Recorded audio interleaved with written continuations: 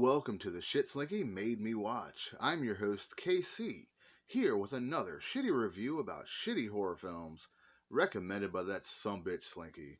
Here to talk to you about Jack Frost 2, Revenge of the Mutant Killer Snowman. It was released in the year 2000 and better known as just Jack Frost 2. This one opens up with the sheriff talking to a therapist about Jack Frost. This one takes place a year after the original, and the sheriff's been dealing with a lot of issues, so he's there talking with the therapist.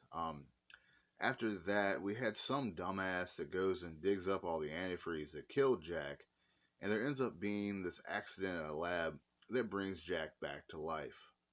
And then the sheriff and his family, they travel to a beach resort for a vacation to kind of get away during Christmas time because his mind's just been all wrapped up in Jack Frost. And right after that, we had a really dumb scene with Jack's carrot. It's basically like talking. There's no full snowman or anything yet. It's literally just like a carrot moving around. But in this scene that I'm talking about, his carrot was inside of a cooler with these two guys that are like lost in the ocean and they're on this raft. And one of the guys ends up getting stabbed from underneath of the raft with like an icicle.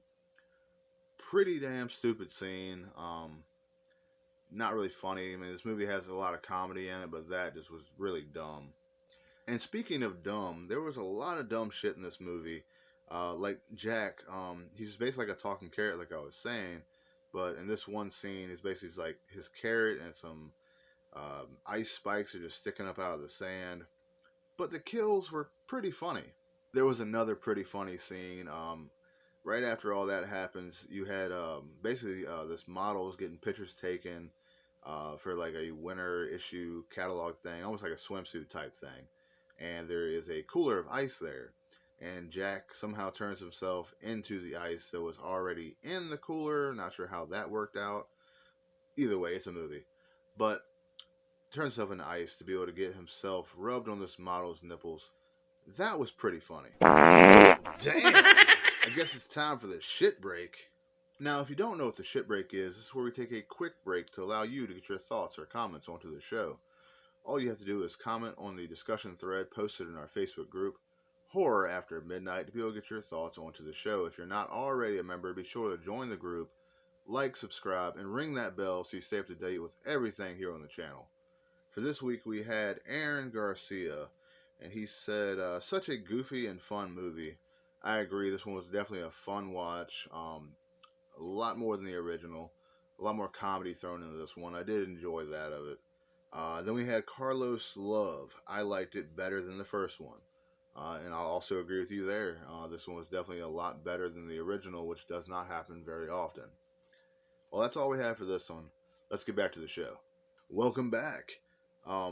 We had this pretty hot skinny dipping scene, but Jack, he ends up freezing the top layer of the pool, causing her to drown.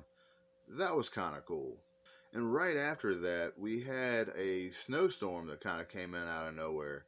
And everyone was outside having a snowball fight and having fun. Now, normally, this wouldn't be out of the norm, but this is on a tropical island where there is no snow. Never, like, ever. They mentioned like they might have had snow once back in like the 1800s or something. So it's very strange to happen on this island. But minutes later, Jack, he started killing a bunch of people in all kinds of different ways. Even just throwing like a bunch of snowballs at people and stuff. And once again, Jack has now turned back into a snowman. And right after that, they come up with this plan to try to kill Jack again with the antifreeze like they did in the original. But in this one, it did not work out well at all. All Jack did was coughed up this snowball, almost similar to like a cat coughing up a hairball. And right after that, this snowball thing kind of hatches and comes to life. And at first, they don't realize it, but the whole island is basically covered in these snowball creature things. And they're basically just terrorizing everyone, trying to kill them, of course. But very similar to how like the Gremlins were. They're just all over the place doing different things.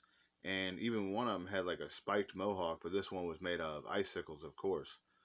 That was kind of cool looking. But eventually they do figure out that somehow the sheriff's DNA got mixed up with Jack's, causing him to be extremely allergic to bananas, which they used to kill Jack and all the snowballs. So that was kind of dumb. I don't see how you could really die from bananas. I mean, maybe if you're but so allergic it could kill you, but whatever. It's a movie. But for this one, it had pretty decent acting. The gore was pretty nice. The effects weren't too bad for what it was, for the budget and all that. And the story kind of reminded me of Jaws: The Revenge, when they basically have the shark follow them all the way to the Bahamas. So all around for this one, I'll give it 3 shit stains. Case says check it out. I'll be back next time to talk to you about The Wicker Man. As always, I'll see you guys next time. Stay classy, folks.